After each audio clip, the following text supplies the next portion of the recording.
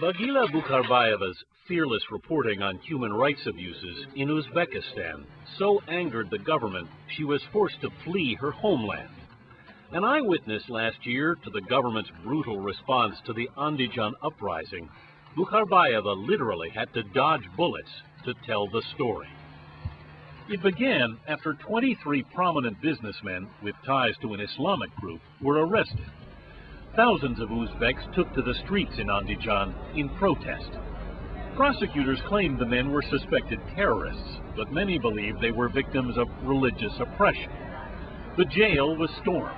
The men were freed along with other prisoners, and a crowd of more than 10,000 gathered in the city's main square in a public show of anger at the Uzbek government.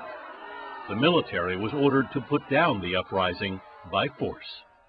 By about 5 in the evening, troops moved in, and then shooting started.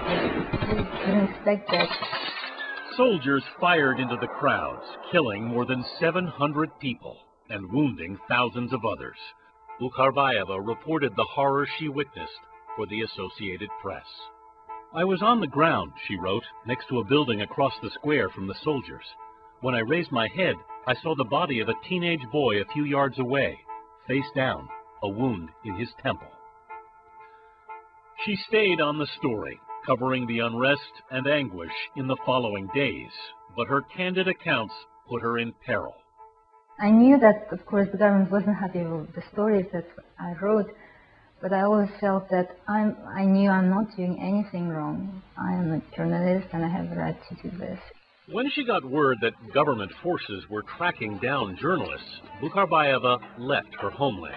It remains unsafe for her to return. She lives now in Kazakhstan and, undeterred by intimidation, continues to report on Central Asia for the AP. If I want to write a story, I have to do this. I have to talk to people.